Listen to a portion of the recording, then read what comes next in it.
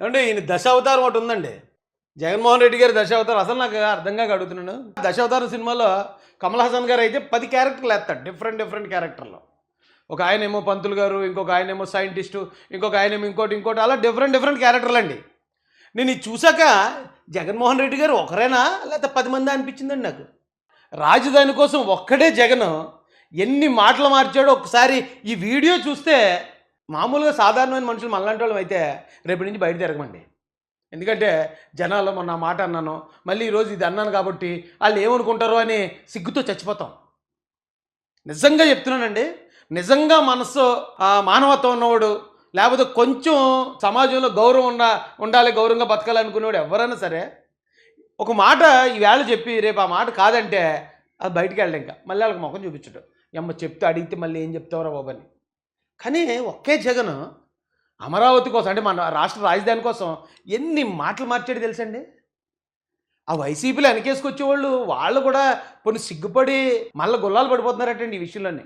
అవి ఎలా కవర్ చేయాలి తెలియట్లేదన్న బాబు, నువ్వు అప్పటికి ఎలాగంటావు, అప్పటికి ఎలాగంటావు, ఇప్పటికి ఎలాగంటావు, ఇప్పుడేమో వచ్చి మావి కానీ పిగ్ కానీ మురుగని అంటున్నావు, ఎక్కడ సామాన్నాం మేము అని చెప్పి ఏడు చెప్తున్నారట పాపం వాళ్ళు.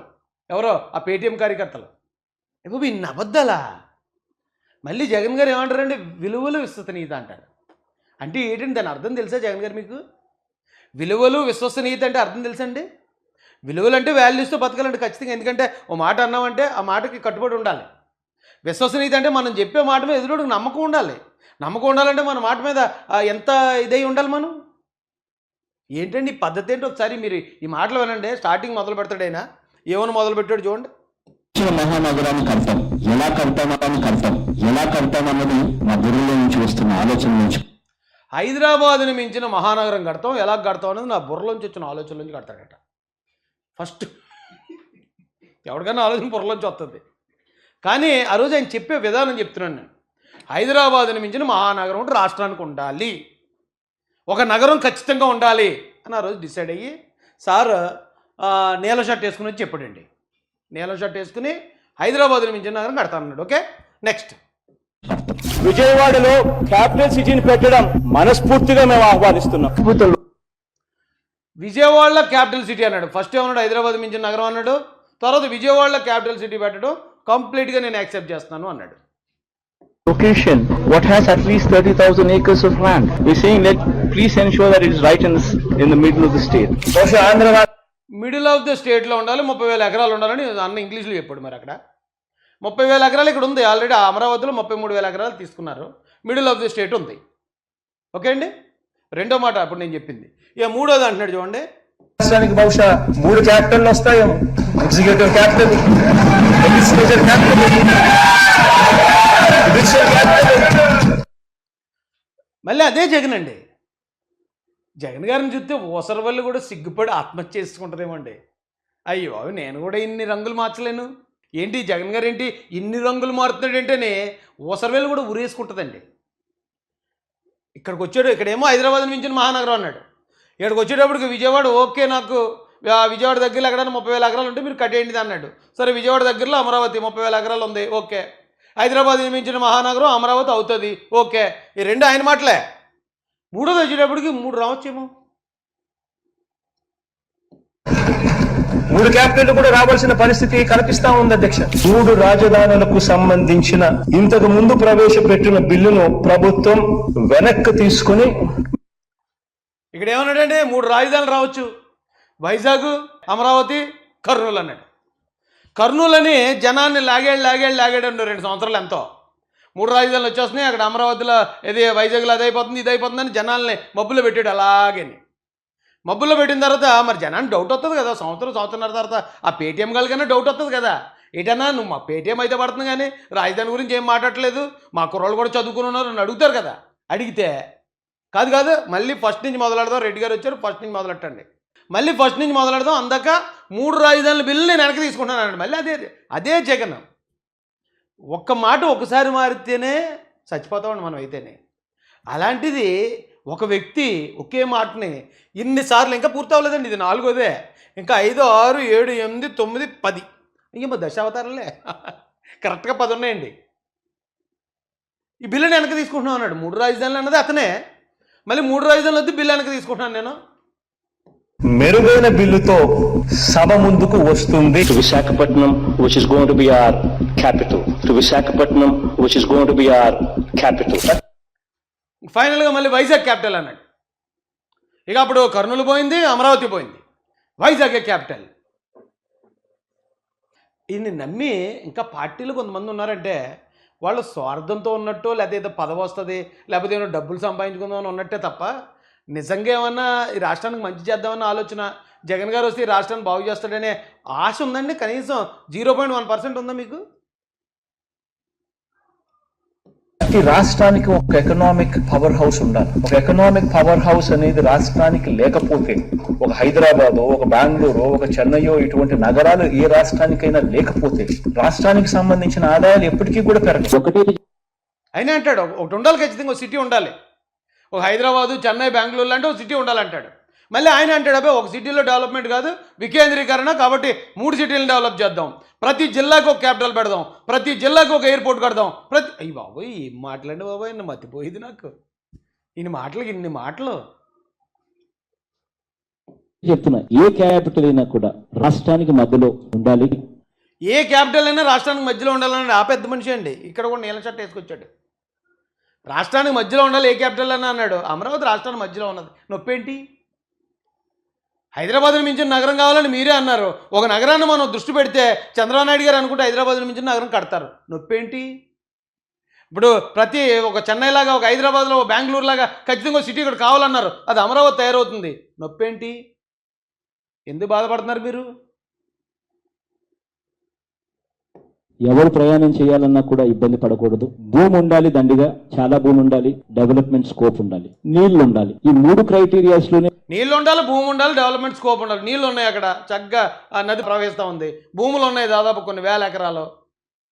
అన్నీ మీరన్న మాటలే కదండి. ఎక్కడో ఒక చోట వస్తుంది. కావాలంటే విజయవాడ గుంటూరు మధ్యలో ఎన్ఎస్ దగ్గర నాగార్జున యూనివర్సిటీలోనో, లేకపోతే ఒక 500 ఎకరాలు అక్కడ గుంటూరుకి దానికి మధ్యలో ఒక 500 ఎకరాల్లో కట్టాలి. 500 ఎకరాల్లో కట్టడానికి అది ఏమన్నా హాయిలాండ్ ఏంటండి?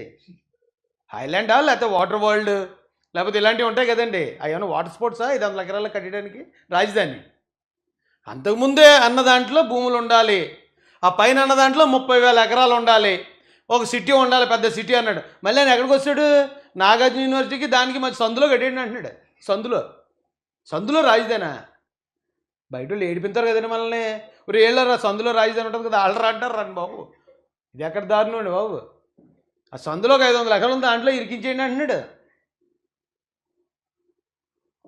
విజయవాడ మధ్యలో ఎక్కడో ఒకసారి తీసుకుని 500 ఎకరాలు నువ్వు కట్టాల్సిన బిల్డింగ్ ఏదో కట్టు, 500 ఎకరాలు నువ్వు కట్టాల్సిన బిల్డింగ్ ఏదో కట్టు, రీజనబుల్ గా ఏదో సైజులో. There is no word as such as capital. One needs to understand the constitution. హే ప్రభు, చివరికి వచ్చినప్పుడు ఏమంటాడంటే రాజధాని అనే పదం కాన్స్టిట్యూషన్లో లేదన్నాడు. ఇవన్నీ రాజధాని గురించి మాట్లాడాడండి ఆయన. రాజధాని ఉండాలి, ఒకే నగరం ఉండాలి, విజయవాడ దగ్గర ఓకే, అక్కడెక్కడ మధ్యలో ఓకే, నాగార్జున యూనివర్సిటీ సందులో ఓకే, ఇవన్నీ రాజధానుల గురించి ఆ పెద్ద మనిషి మాట్లాడాడు. చివరికి వచ్చేటప్పటికి there is no capital in constitution అంటాడు. అంటే చూడండి, మొత్తం జీవితం చూసేసిన ఒక వ్యక్తి చివరికి వస్తే సన్యాసం తీసుకుంటాడు. చూడండి, అలా ఉంది ఈ డైలాగ్. పోనీ ఆ మాట మీద నిలబడ్డా? ఇప్పుడు ఈ మాట అన్నాడు, ఆ మాట మీద నిలబడలేదు, ఈ మాట అన్నాడు, అక్కడ నిలబడలేదు, మొత్తం 10 మాటలు మార్చాడు. పోనీ ఈ మాట మీద నిలబడ్డాడంటే అది కూడా లేదు. Where the government sits, it is capital. It is the most important thing what one should be understand, what one should be aware of it. Machilipatnam to Vijayawada 70 కిలోమీటర్లు, విజయవాడ టు గుంటూరు మరో 40 కిలోమీటర్లు. ఈ మొత్తం క్యాపిటల్ ఏరియా కింద డిక్లేర్ చేయండి. మచిలీపట్నం నుంచి ఎంఏ తీసుకోండి, విజయవాడ నుంచి విఐ తీసుకోండి, గుంటూరు నుంచి జియుఎన్ తీసుకోండి, మాది గన్ అని పేరు పెట్టండి. మచిలీపట్నం, విజయవాడ. అందరూ ఎటకారం చేస్తున్నారు జగన్మోహన్ రెడ్డి గారు మిమ్మల్ని. మీ మైండ్ సరిగా ఉండట్లేదు, మీకు ఏదో సమ్ ప్రాబ్లం ఉంది అని చాలామంది ఎటకారం చేస్తున్నారు. నేను చాలామందిని తప్ప అలా మాట్లాడుకొని విమర్శించాలంటే హుందాగా విమర్శించాలి తప్ప అలా విమర్శించొద్దని చాలామందిని అడ్డుకుంటున్నాను. మీరే ఒకసారి ఆలోచించండి, ఈ వీడియో మీరే చూడండి, తెలుగుదేశం అఫీషియల్లో ఉంది. మీ మాటలు మీరే వినండి సార్ ఒకసారి. మీరు ఇక్కడ దాకా చెప్పినవన్నీ అబద్ధాలు, ఏమంటే అబద్ధాలు చెప్పారు అనుకోవచ్చు ఆ 9 కూడా. కానీ 10ది వచ్చేటప్పటికి ఖచ్చితంగా అనుమానం వస్తుందండి జనాలకి మీ ఆ మెంటల్ కండిషన్ మీద. ఎందుకంటానంటే మీరు ఒకవేళ మచిలీపట్నం విజయవాడ గుంటూరు మధ్యలో పెట్టండి అని చెప్పి వదిలేస్తే అయిపోద్ది. ఇప్పుడు మచిలీపట్నంకి విజయవాడ గుంటూరు మధ్యలో పెట్టాలంటే మచిలీపట్నం నుంచి మా, విజయవాడ నుంచి వి, లేకపోతే దీని నుంచి గన్న తేవాలా. ఆ మూడిట్లు కలిపి ఆ పేరు మావి గన్ అని పెట్టాలా. ఏమండి చాలా దారుణంగా ఉందండి ఇది. ఇది అసలు కరెక్ట్గా లేదు. అంటే మీ స్థాయి వ్యక్తులు మాట్లాడే మాటలు కాదు ఇది. మీకు ఎవడిస్తున్నాడో ఈ సలహాలో, లేదా మరి మీకే వస్తున్నాయి ఎలాంటి సలహాలు నాకు తెలియదు. కానీ ఇప్పుడు పెట్టారు అమరావతి అని. అమరావతి ఏ ప్రాంతాల మధ్యలో ఉందో దానిలో ఒక అక్షరం, దీనిలో ఇప్పుడు ఇది ఏమన్నా కూడికలు తీసివేతలు ఎటండి. పైనుంచి ఒకటి అప్పు తెచ్చుకొని పక్కోడికి ఇవ్వడానికి 4 ఉంటాయి నెంబర్లు. ఇక్కడి నుంచి సరిపోలేదంటే 10 తెచ్చుకుంటే 10 అప్పు అవుతుంది, ఒకటి తెచ్చుకో అప్పు అంటారు. అలాగా ఒక 2 ప్రాంతాల మధ్యలో మనం ఒకటి కడదాం అనుకున్నప్పుడు అందులోంచి ఒక అక్షరం ఇందులోంచి ఒక అక్షరం తెచ్చుకుని దీనికి పేరు పెట్టాలా. ఇదే అసలు విడ్డూరంగా ఉందండి. జనాలు చూడడానికే అది ఒకలాగా ఉంది. ఇప్పుడు మీరు ఇచ్చిన ఈ సలహా, మీరు ఆ పేరు ఒక్కటి పెట్టకుండా మావిగానే మాట అనకుండా ఈ 3 ప్రాంతాల్లో పెట్టమని కూడా చెప్పానండి అంటే ఈ 10 అబద్ధాలు ఆడిన వాళ్ళకి 11వ అబద్ధం పెద్ద విషయం ఏముంది. కానీ ఇది విపరీతంగా వైరల్ అవుతుందండి ఇప్పుడు. మావిగన్ జగన్ అట, ఏదో తెలుగుదేశం పార్టీలో పెట్టారు. ఇలాగా మీరు గన్నులు పట్టుకున్నారు మొత్తం. మీరు చెప్పిన అన్ని క్యాపిటల్ నేమ్స్ ఇలా చుట్టూరు ఉన్నాయి, మీకు 10 చేతులు ఉన్నాయి, ఒక్కోదానికి ఒక గన్ ఇలా పెట్టుంది. ఎందుకంటే జగన్ అన్నారు కదా, ఇది మావిగన్. ఎందుకండి అలా ట్రోలింగ్కి గురవుతారు? ఉందాక ఉండండి. మీరు యాక్సిడెంటల్గా అయినా కానీ ఒక రాష్ట్రాన్ని ముఖ్యమంత్రి చేసిన వ్యక్తి కదా, ఆ స్థాయిలోనే ఉండాలి మీ మాటలు. కొంచెం స్థాయి ఉన్న వాళ్ళని, సరైన ఆలోచన ఇచ్చే వాళ్ళని పక్కన పెట్టుకోండి. ఎందుకు పనికిరాని పకోడీగాల్ని మీరు పక్కన పెట్టుకుంటే ఇది ఇలాగే ఉంటుంది రిజల్ట్. తెలివైన వాళ్ళని పెట్టుకోండి.